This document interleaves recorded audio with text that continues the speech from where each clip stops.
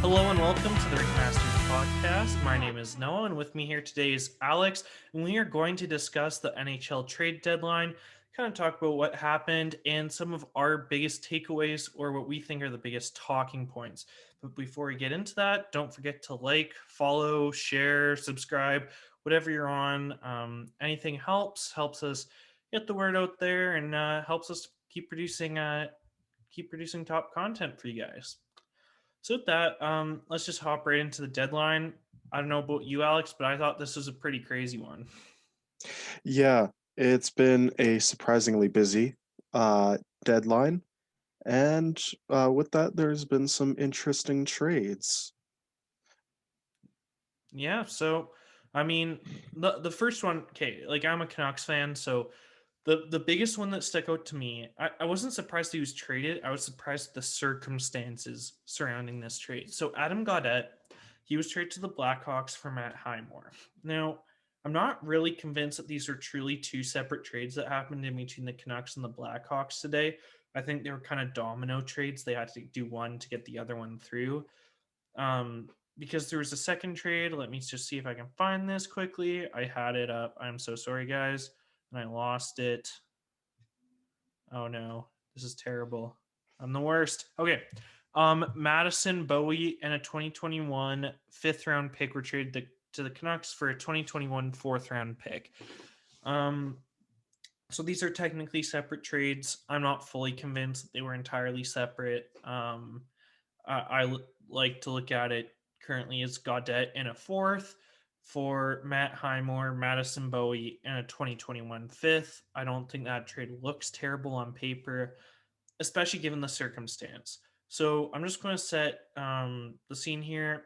Gaudette has 4 goals, 3 assists, 7 points. He has a minus 13 rating, and he's played 33 games this season. So Alex, there seems to be some interesting happenings. Can you tell us a bit about what's been going on with this Gaudette situation?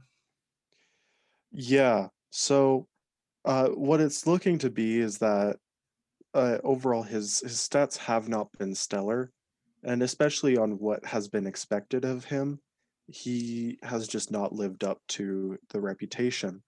That being said, in this trade with Matthew Highmore, looking at it individually, it seems like it's being some sort of lopsided deal. Um, but yeah, um, as you're bringing this up, and even as Benning, defends his trade, it can become clear there that with their dealings with uh, the Blackhawks, they've definitely had a they've had a plan going along to try and um, improve their situation and to basically rid themselves of this player that's really not um, he's kind of not really lived up to the hype involved. Um, but yeah, that's really all I could say. Um, he's his like when you look at his stats, it's not it's not stellar, and especially as much as the Canucks have struggled in this season, um, a lot of their players have managed to get better stats than where Gaudette is, and especially with the reputation and designated cap space that Gaudette would have. So Yeah, that's I was actually going to mention something else. So I think this is pretty telling of other issues behind the scenes. I think that there was other issues with Gaudette that could have led to a bit smaller of a. I just totally blanked. What they got back in the trade, right? Return, right? So apparently, now this is rumored. I haven't had the chance to verify it yet, but apparently, Bo Horvat and Elias Pettersson have unfollowed Gaudette. Apparently, they unfollowed him almost right after the trade was made official. And apparently, no thank you posts were made. There wasn't a thank you done by the Canucks organization. And at at this time, when I last looked, there wasn't any from any of the players either. So I think that's pretty telling in terms of something else going on behind the scenes. Maybe there's some other resentment there. There's rumors that Gaudette was patient zero for the COVID outbreak. Benning has denied that the COVID outbreak or COVID in general had anything to do with this trade. So I'm not sure on that. Um, but I do think there were some other issues behind the scenes that led to this trade and potentially a lower return coupled with his poor performance this year, right? Like, yeah, he hasn't looked like a third line center this year. That's the role that he's being asked to fulfill. He hasn't been able to do that well enough. Um, I think he's even been pushed to the wing quite a bit too, right? So so I mean, him moving to Chicago gives him a chance to revitalize his career. That's a team that has some good winning pedigree in the last 10 years ish, right? So 10 12 years, I think that's around there. So yeah, like obviously it looks pretty bad on Benning, but I think there's a bigger situation going on beyond just the Gaudette for Matt Highmore. I think there's other issues behind the scenes in Vancouver that influence this trade. Um, and yeah, I think that Chicago could be a good place. They're a team that has needed center depth. Obviously, they have Kirby Doc back, but Jonathan Taves is still out. So they do still have some room there where I think that Gaudette, given the right opportunities, could actually turn around. He could live up to his potential, which Alex alluded to. But yeah, again, I don't think this trade is as bad as many people are saying. Is that fair to say? Yeah, definitely. Um, Yeah. So the next major trade that we have that we want to talk about was the Taylor Hall trade. Taylor Hall did end up on the move. Now, this trade, when we looked at it and we looked at some of the stats involved, we were kind of surprised. So Taylor Hall this year, he has 2 goals, 17 assists, 19 points. He has a minus 21 rating, and he's played 37 games. The other player going to Boston is Curtis Lazar. He has 5 goals, 4 assists, 9 points, minus 4 rating, 33 games.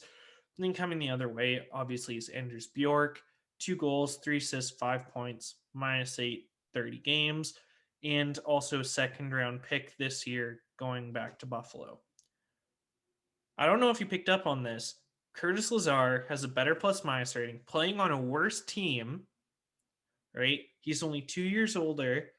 He has more points, only 3 more games this year than Anders Bjork. So even man for man, in my opinion, I think the Boston wins purely on Lazar to Bjork. Right? I do think that Lazar takes the takes the W on that. So this begs the question: is Taylor Hall only worth a second round pick? Like, what is with this trade? Like, this trade, it totally baffled me. What could have influenced such a low return? Did Buffalo get absolutely fleeced? I mean, Taylor Hall has spoken that he had a lot of control in the trade, but I don't know if he can really choose who goes with him or what the return is. Right? I think he can mainly just choose the destination. So how the heck did Buffalo like how the heck did this happen? Did the Bruins fleece the Sabres? I I mean, it's hard to say, especially now, and especially the fact that none of us have really looked into what either manager has to say. But from the looks of it, I mean, it could just be, if Taylor's expressed so many, if Taylor Hall has expressed so many times to want to be on a different team, and that he's basically just at this point of desperation of needing to just escape, um, being part of Buffalo, I think it could very well be that he like threw himself on there into that trade. Um, but with that, I mean, for Buffalo's situation, I can't say it. I don't think they could get any worse. I mean, yeah, they lost star players, but even at that, they were vastly underperforming, and it was just they were already in a position where they're completely just appalling to see when you're looking at the leaderboard and, and looking at everyone's stats and how these teams are doing. I think um, it's a bad trade. It looks like they might have just got completely fleeced, but at the same time, I one thing is um, I don't think they could get any worse in their situation. But it could very well be he just threw himself in, especially if he's claiming that he had so much autonomy on where he was going to go. And here's the other thing about this trade that gets me personally. To me, it shows me that Taylor Hall has very little character in the sense that when he signed for Buffalo, and I'm not sure if he was being serious, he said he wanted to go to a contender, right? He's only signed them a 1-year contract, which Ross Beal said, okay, it's in case he does well in Buffalo, then he can easily resign. If he doesn't, he can leave. He signed for money that I don't think any other team would have signed him for at the start of the season. Do you think that Buffalo just offered him the most money? He negotiated down to a 1-year contract so that he could leave at the deadline if things went poorly with more money. This begs the question, right? Because there has been rumors in the past, whether or not they're true, that Taylor Hall is a locker room cancer, right? So in this, does this go towards that? Is he like selfish in that regard? Did he just go for the payday in Buffalo? Like, sure, there's the opportunity that they can perform. They looked really good at the start of the season. Um, I think four of their 6 wins on the season were in the first 2 weeks or like first few weeks. Like, it was ridiculous. Um, but with that, is Taylor Hall like, is this on him a little bit? Does this trade reflect poorly on Taylor Hall as an individual? Do you think there's any weight in that?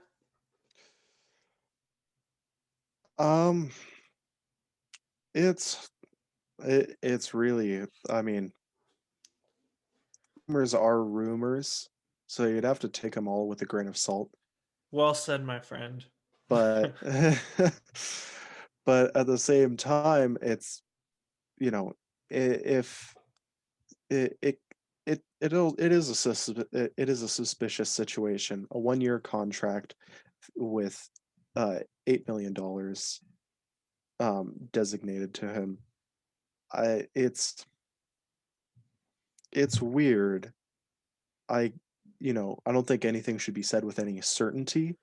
The idea definitely makes sense that it would be floating around, but if anything comes further, you'd probably need more something more concrete.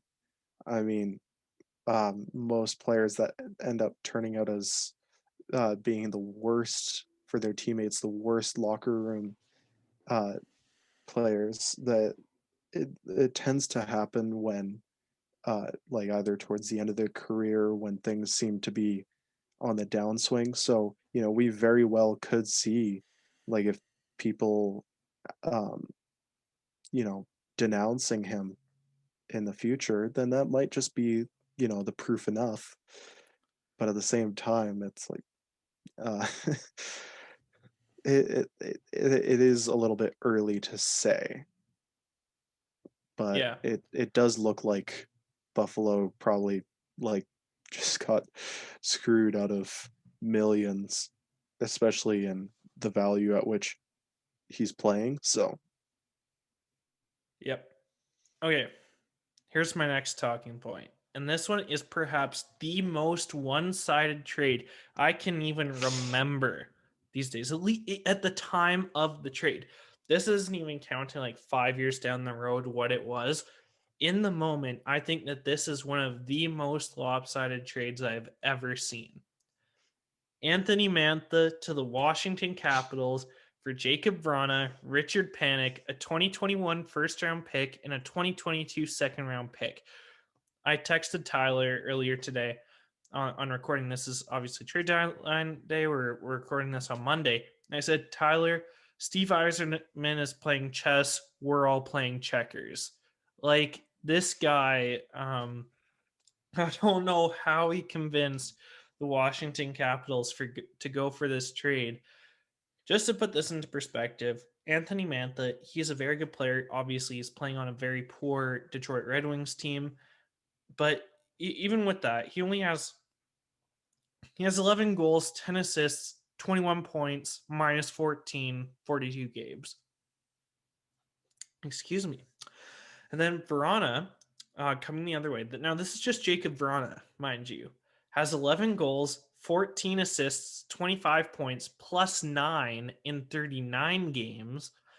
And Richard Panik has 3 goals, 9 assists, 12 points, minus 9 in 36 games played. That's not even counting the first and second round picks. Okay, now, here's the thing about this trade.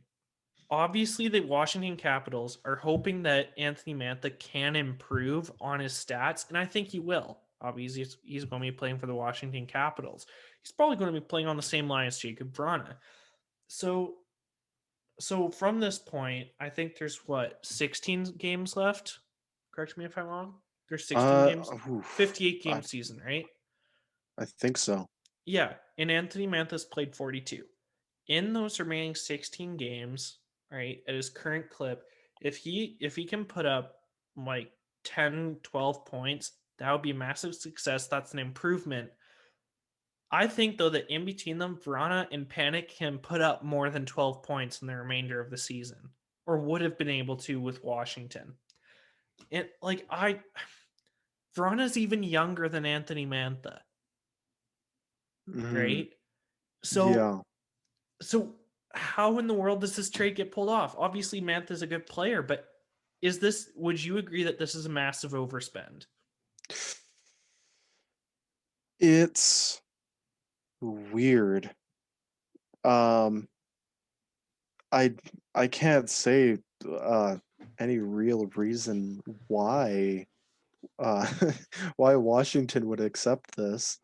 I don't know. I mean, Panik isn't outstanding, but Vrana, he's in a better in a better position. But this is two guys, and then a first round pick and a second round pick. It's baffling. Is that the word that you're looking for? Baffling is one.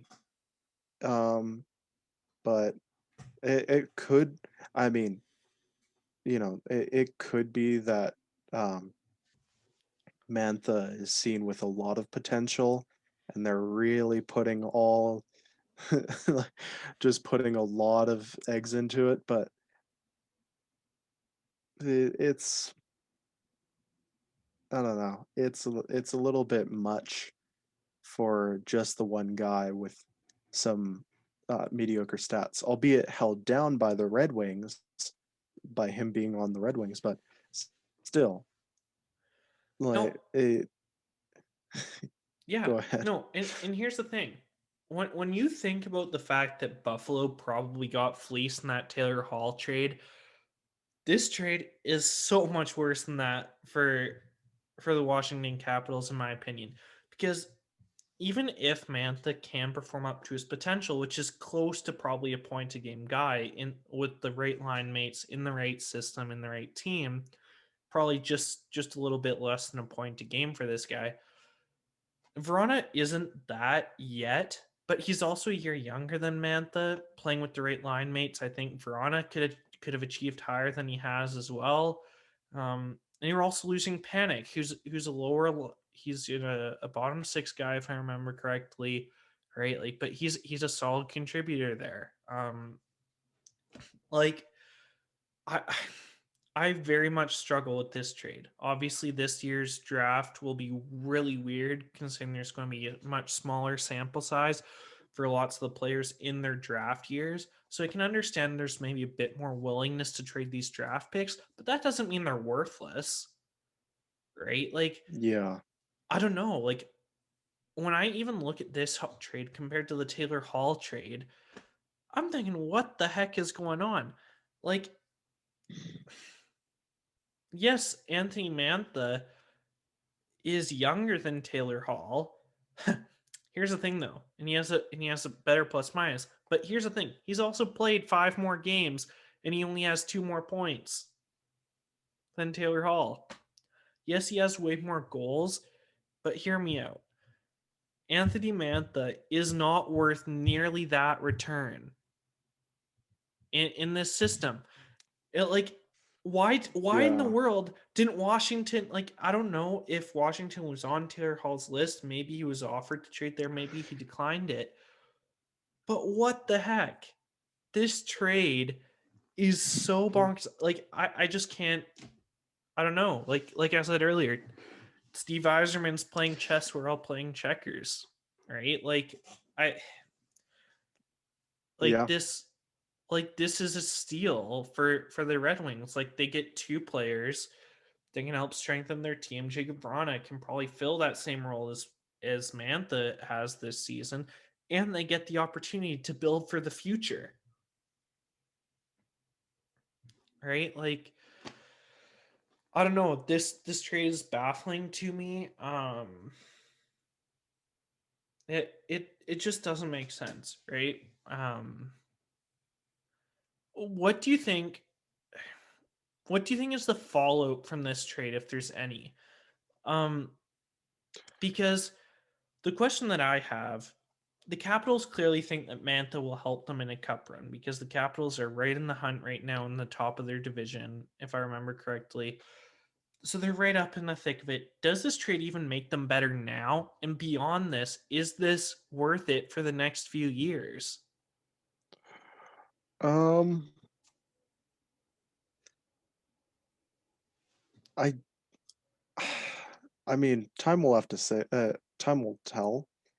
We'd have to see how Mantha plays with the Capitals, but I, it. I mean, they probably might end up regretting it because again, this is a risky thing. This is playing on the potential of a player who hasn't been doing all that well, and well, the fact that if he's like if he's not getting any younger at this point, then he might not be improving for another in future seasons. So it could be a very temporary boon for the Capitals, but then eventually, they'll just kind of there's a likelihood they'll just turn around and um be more of just this kind of waste of money and potential.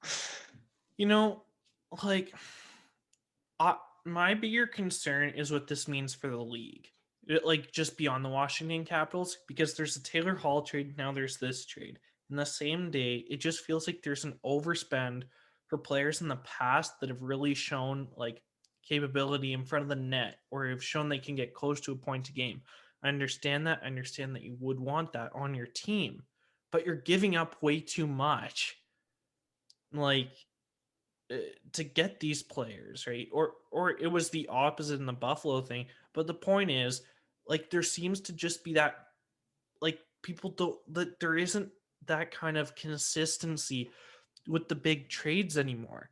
Like, when you had told me that Anthony Mantha and Taylor Hall would have been traded, who do you I would have thought that Taylor Hall would have gotten the bigger return. Yeah. Still, right? Like, do I agree with that? No. Do I like Mantha more for the next few years? Yes, I do like Mantha more. But the thing is, I still would have expected Taylor Hall to get the bigger return. This trade, I think, just totally throws that all in the blender. I think that now, there won't be that consistency. Like, yes, you can say that it's an expansion draft year. The draft is going to be all messed up. Okay, but the point is, there is no consistency with these big moves, which makes the market more unpredictable, which you can say can have benefits for the league because they don't get this deal like for the Bruins with Taylor Hall, or you can end up totally destroying the teams, like Hmm. could absolutely happen with the Mantha trade for Washington. So I mean, they're already a very good team, so I doubt it will destroy them immediately. But the point, like, do you get what I'm saying? Right? Like Yeah. when you have like this such little consistency, it makes it actually, in my opinion, harder to make those trades because there is no market value for players. It'll make it potentially harder to negotiate contracts because contracts help determine value and then value helps determine contracts, right? Like so it I don't know. I think that just throws all that in the blender. Yeah, the cycle is at threat. I One thing is I think um I do think that this new setting, like, bringing up the pandemic again, you know, it can affect um well, it can and it has affected people's mental health in various ways. So it could very well be getting to these players, you know. Um so if that's the case, then it could, it can be probably a small aspect of how, in this bigger scheme of um, how these players are playing, and then how how their value lines up with the way that they're playing. It could very well be affected with it because it is a very different season compared to others. That is true. Um, yeah. Um, I think for something like the Taylor Hall situation, there is something weird involved there.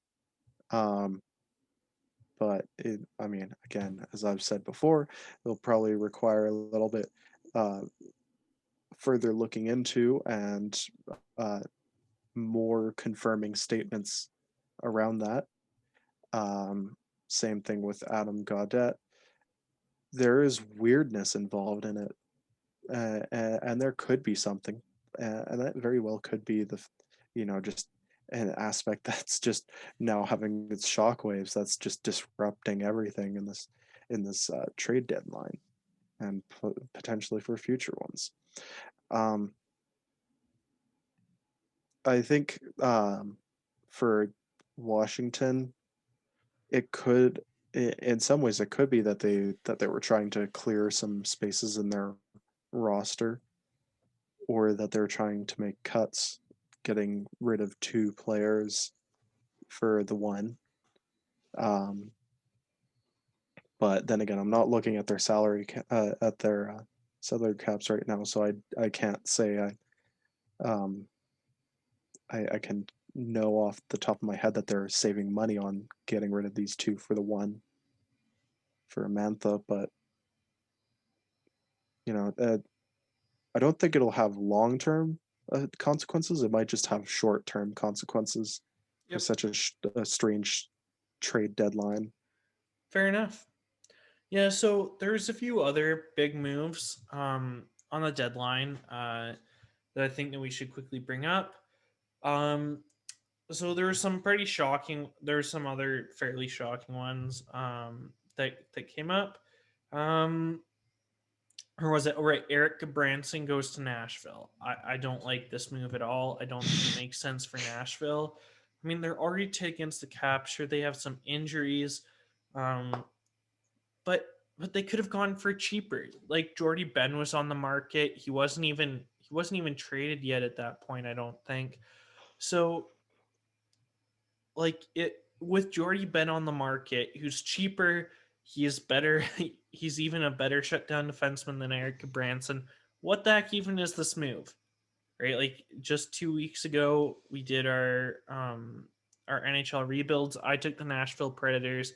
Their cap situation is brutal for the next 2 years. And is Eric Branson expiring this year, Alex? Is his contract expiring? Goodbranson, ooh, I let me can't actually see. remember right now. Because if he is not expiring, this move is perhaps the worst on deadline day outside of the Anthony Mantha trade, just because it's a panic buy, right? Like the Panthers have had a bit of a revitalization in the last few weeks, and then they had a few more injuries. I feel like this is just a panic buy. right? And I don't know. I don't like it at all. There's a few other Yeah, defensemen on the move. there's Obviously, Jordy Ben. Oh, sorry, you found the numbers. oh no, I was just gonna say it's a little weird for me, like I'm finding.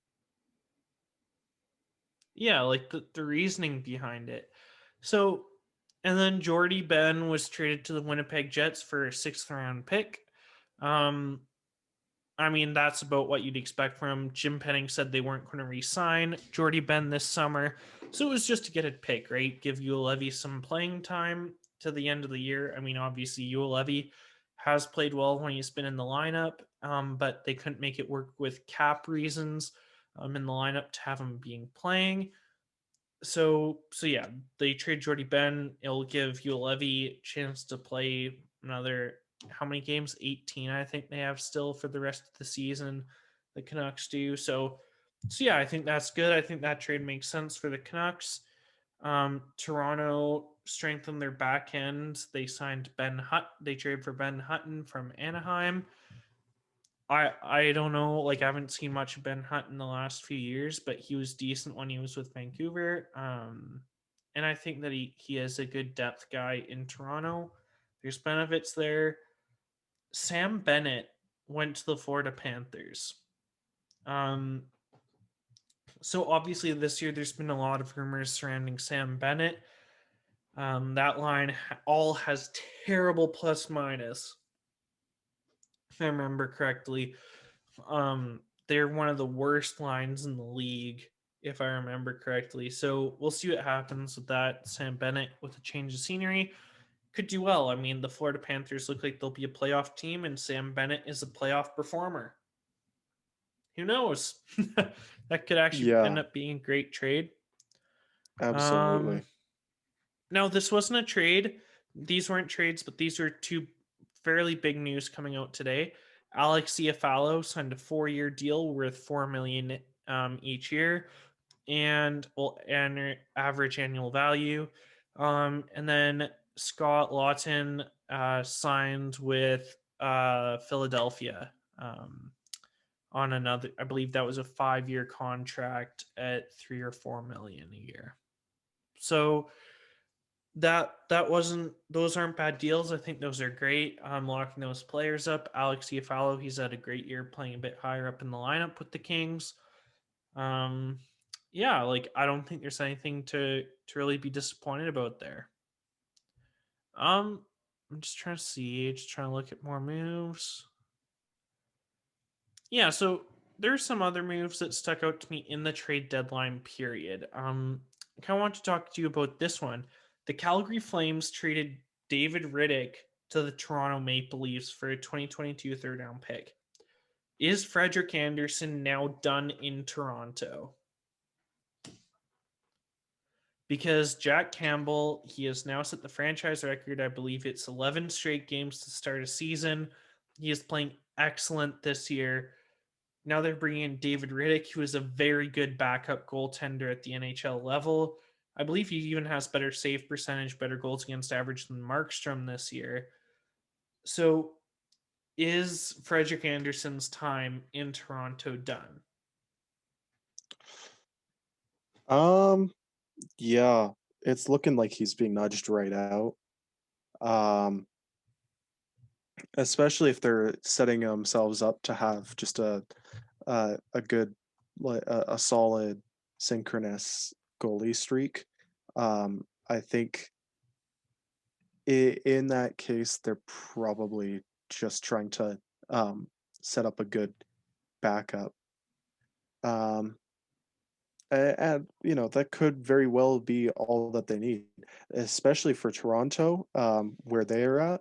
They're performing really well in the North Division, and all they really need to do at this or needed to do at that point was just solidify their goaltending and defense. Uh, with with this guy's save percentage, he'll be a good backup goaltender to um, basically ensure that in those moments um, that he gets called up, he'll probably, probably outperform Anderson in some ways, but have to Yeah, see. so here's the other thing. So I was just looking. Frederick Anderson is expiring at the end of the year, right? His contract's expiring, and he's injured right now. And he has not had a great year. Jack Campbell's played excellent. David Riddick's had a good year. He isn't too expensive either. I think he's 3 million AAV, about thereabouts. Um, so so this trade I really like, or for the Maple Leafs. I think that they get some. I think they get a good tandem for the future, for the rest of this year and moving ahead. And I also think that Anderson didn't really have a place beyond this year, anyways, especially given how well Jack Campbell has played. Anderson sees himself as a full out starter, right? So obviously, though, he's also 31. He's had some injury troubles. He's shown some issues in the playoffs in the past. I like this tandem now for Toronto? Yes. What do I think will happen to Frederick Anderson? I do think he's done in Toronto absolutely 100% now.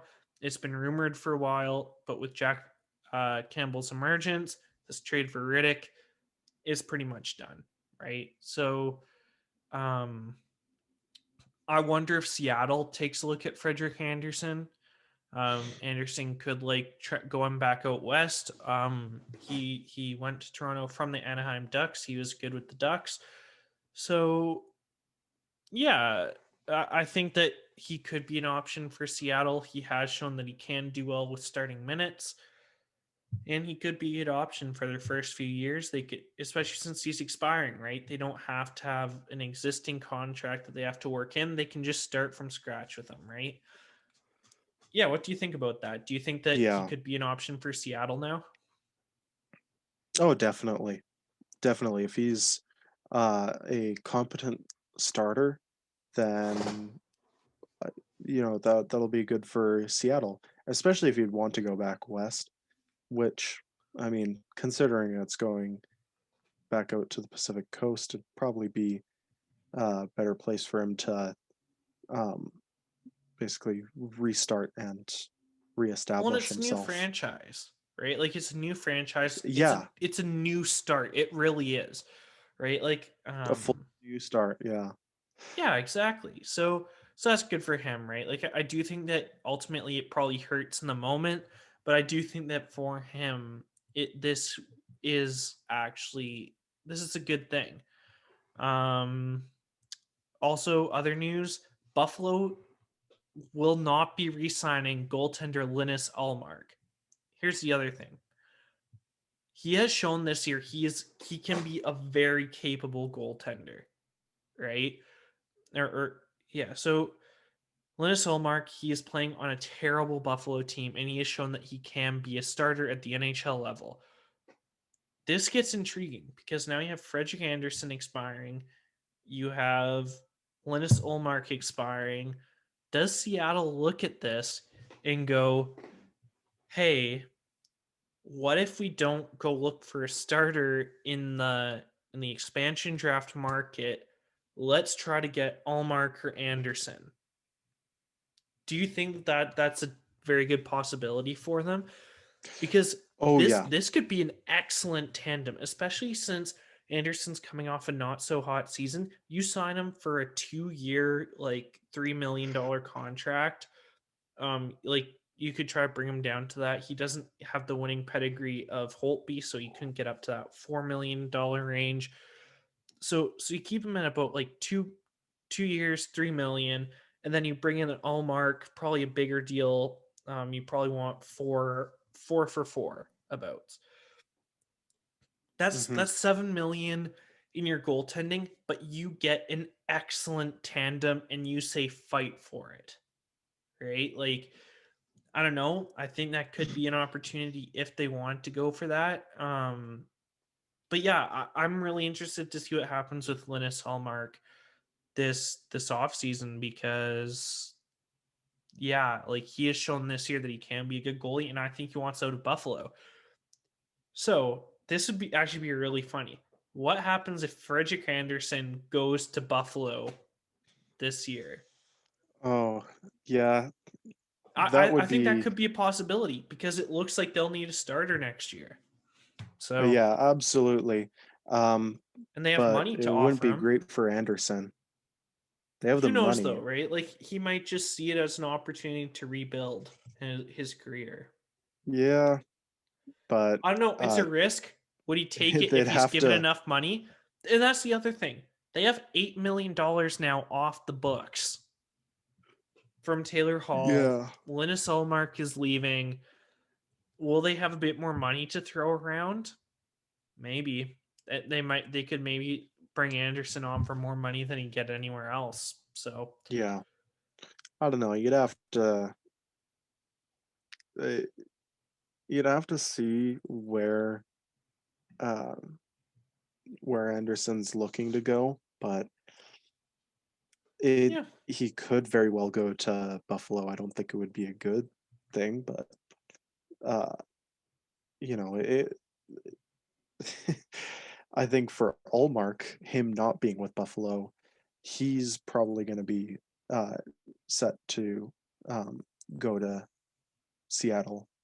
Um, I mean, I can't imagine any other team that's at a point where they're so sick of uh, their own team that they have to just completely wipe their roster of their original stars that they've started off with. But yeah.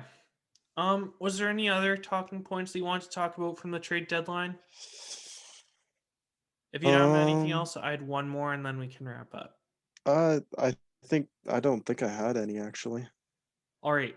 Tony D'Angelo.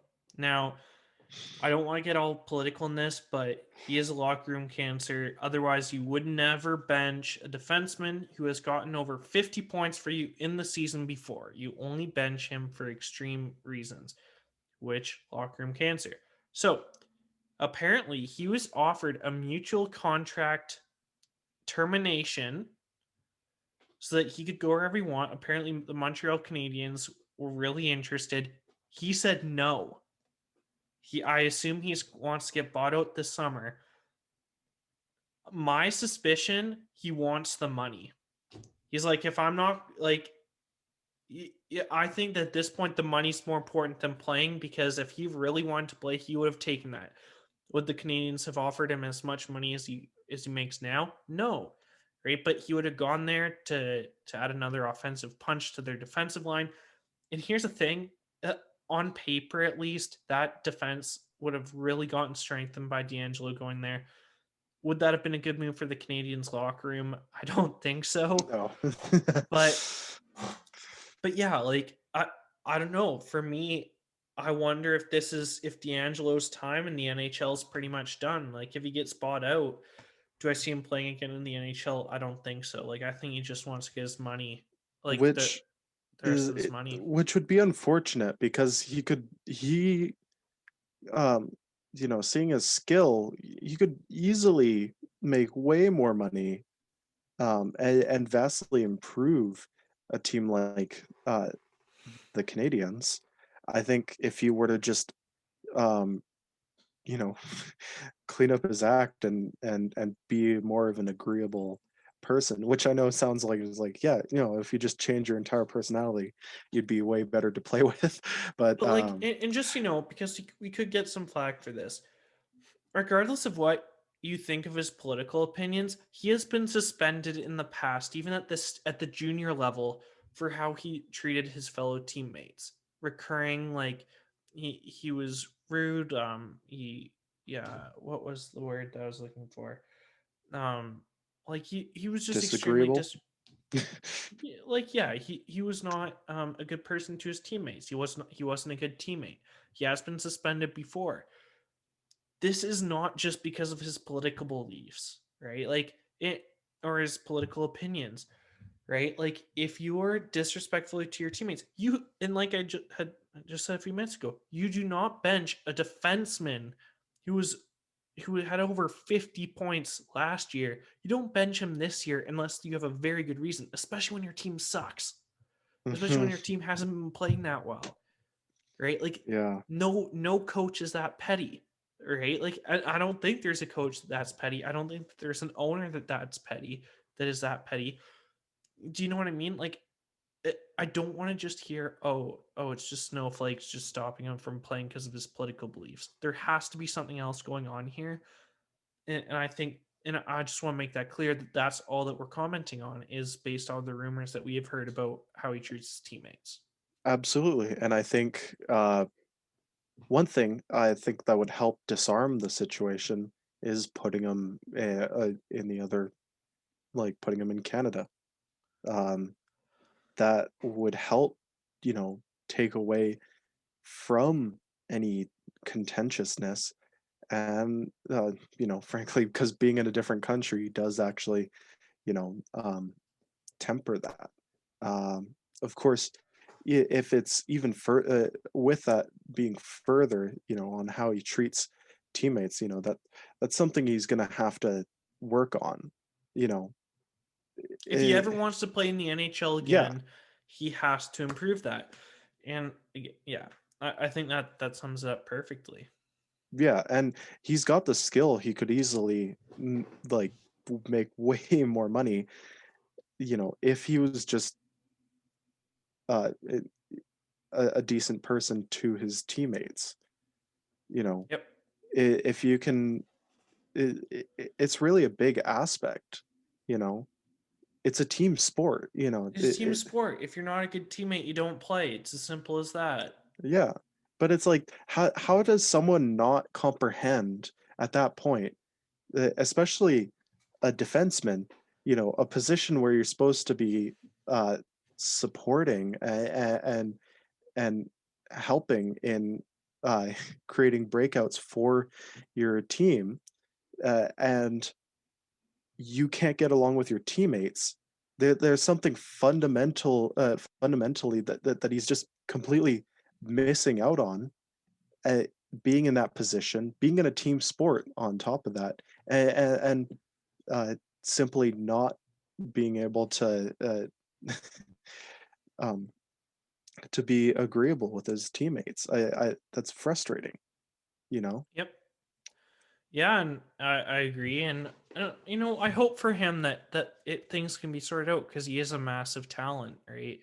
It would be great to see him play again. So with that, that concludes our discussion on the NHL trade deadline. It was a wild one. I was on the edge of my seat all day. I was waiting to see what moves would come next. Yeah, thank you for listening. Thank you, Alex, for joining me once again.